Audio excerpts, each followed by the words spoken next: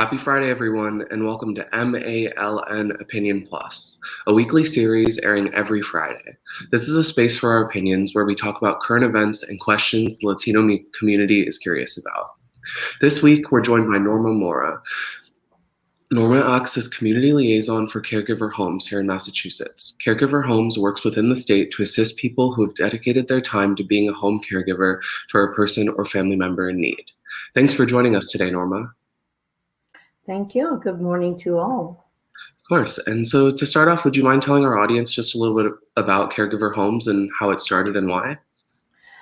Sure. Caregiver Homes is a program from Mass Health, and we provide support to caregivers, living caregivers who are taking care of a loved one at home. So we support them with financial assistance and a care team of a registered nurse and a care manager to support the caregiver and the consumer. And so I know people can often feel so alone in caring for a loved one who needs assistance with daily functions. How does Caregiver Homes help these people specifically, and what does it take for someone to qualify for assistance? All right. So the qualification are three qualifications. The consumer, the person who needs the care, has to be on Mass Health standard. The second qualification is that the caregiver and the consumer have to live in the same home, reporting the same address. And the caregiver, the last one is that the caregiver has to assist the consumer, the person who needs the care, with at least one ABLs. The ABLs are bathing, dressing, feeding, toileting, mobility, and transferring.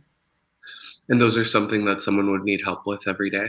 Right. Yeah. At least with one. So it will be complicated for caregivers to remember everything, but that's my job to educate them about how the program works and how they can qualify. All right. And so I kind of wanted to touch on, there was a 2018 report from AARP that found that 38% of Latino caregivers are between the ages of 18 and 14, making them the youngest group of caregivers in the country. And this, paired with COVID-19 hitting young minority groups the hardest in terms of job loss, has put a lot of people in a tough situation. How does Caregiver Homes make sure that these people who are going through hard times financially or socially, that are struggling to make ends meet while caring for their loved ones, are given the assistance that they needed? Do you guys have programs specifically for them?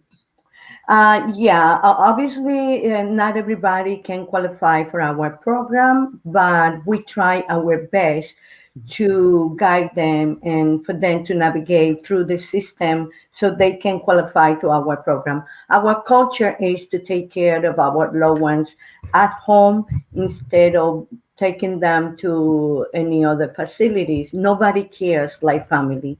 So part of our mission is to find out who the caregiver is, if they qualify. We go through a query and we will qualify the caregiver and make sure that they are, really engaged with the consumer. We provide financial assistance, like you said. A lot of caregivers lost their jobs or they also work from home.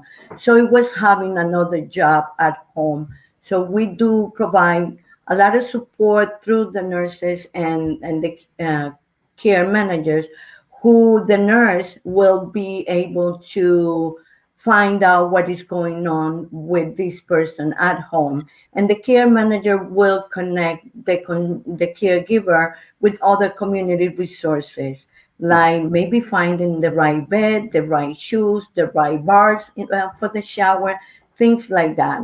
A lot of caregivers don't know how to connect with professionals like the PCP. They don't even know who is involved with the caregiver, with the consumer. So this care team are right there to support the caregiver and facilitate that journey.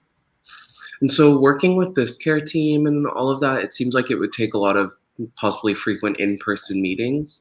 How did the COVID-19 pandemic affect that work that you guys are doing?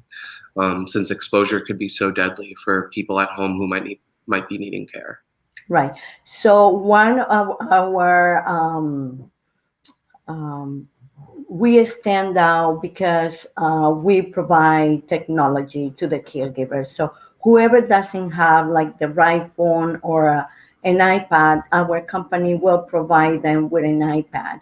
And we have a secure app, HIPAA secure, which is called Vela. And through Vela, the caregiver and the professional, it could be the nurse or the care manager, they will read daily notes that the caregiver will provide to them to let them know if the person took the medication, if the person was sleeping well, or something is going on with the person.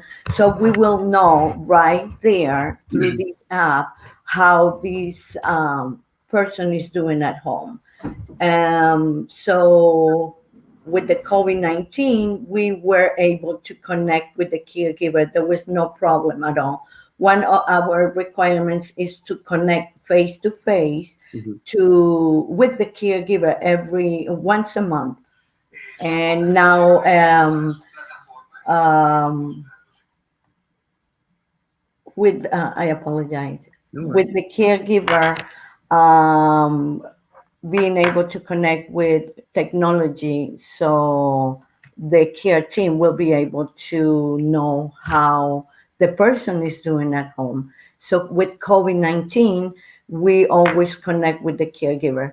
Now that our staff is fully vaccinated, we are starting to going back to this family's home and re-engage with the caregivers and the consumers face to face. And could you tell me a little bit about a common situation that the organization works with, or maybe an example you like of what providing assistance to people actually looks like? Yeah, so this program is for young adults, 16 years and older, and it's a long-term program. Um, One of the things is that a lot of parents or caregivers struggles with a lot of maybe services in the community that they don't know how to connect. Per se, a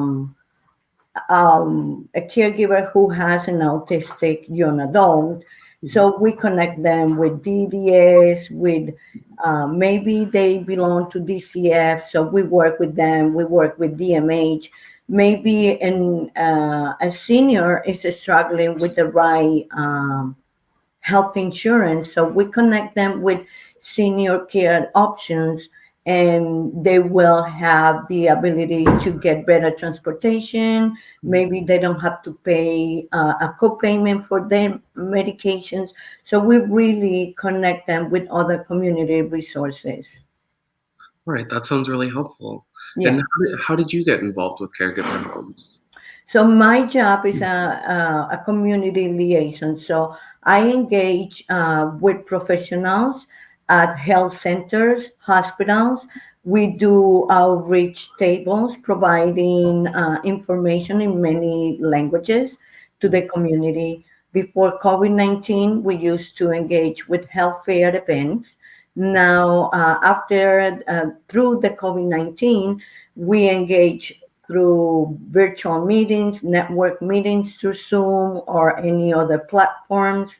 And sometimes I found that it was very easy to connect like that in person, but we have to face whatever is going on. Now we are going back to the community very slowly but surely, and educating the families in different languages about this program is amazing because, as you can see, a lot of families, caregivers are already doing this job at home without knowing that this program exists.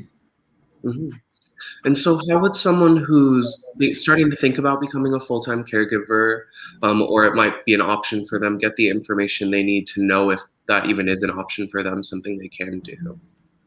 Right. So they can connect with me through phone, and my number is 857-310-1513. Or we also have a website, www.caregiverhomes.com. And we will have an intake form there for whoever might be interested on joining our program. I also wanted to add that we have a Facebook page called Caregiver Nation, and this page is for caregivers who are taking care of a loved one with Alzheimer's. So this is a group of people who help each other and learn about a lot of community resources as well for the Alzheimer's. And we are providing a support group for caregivers, a virtual support group for caregivers who speak Spanish. So it is every first Friday of each month that we are providing this support group. Oh wow! And where can I find the information for that? Right. So every month we create a flyer. July 9th, we will have our support group, and it will be about the Alzheimer's, 10 signs about the Alzheimer's. So I will be able to share that with you every month whenever we have a speaker, because it is more about like a social group educating caregivers about different topics. Oh wow! Okay. And so, what are some ways the community can learn more about caregiver homes and support the organization outside of needing help themselves? So we have our marketing team promoting our program. We covered this program through the entire Massachusetts and 10 other states. Some of them are Rhode Island, Connecticut, Indiana, Louisiana, Ohio, and obviously Massachusetts. So we cover the entire state. And we also have ambassadors and community liaisons educating the community with many different, community events, health fair events. We are we work very closely with health centers and hospitals. All right. And is there any other information today, news or resources you would like to share with our audience or just get out there? Yeah, if someone would like to connect with me, and it again will be at 857-310-1513. I can make sure to include that in the information afterwards. Thank you. And also, maybe they can reach out to you guys, and through you guys, they can connect with us as well. Of course. Thank you so much for talking to us today, Norma, and Thank for being you. our guest on MALN Opinion Plus. Thank you so much. You take care. Of course. Join us next week for another episode. For more information about our discussion today, check out our web story on malatinonews.com. Follow us on Twitter at MALatinoNews and Instagram at MA_Latino News. I'm Diego Viruel with MALN Opinion Plus. See you next time.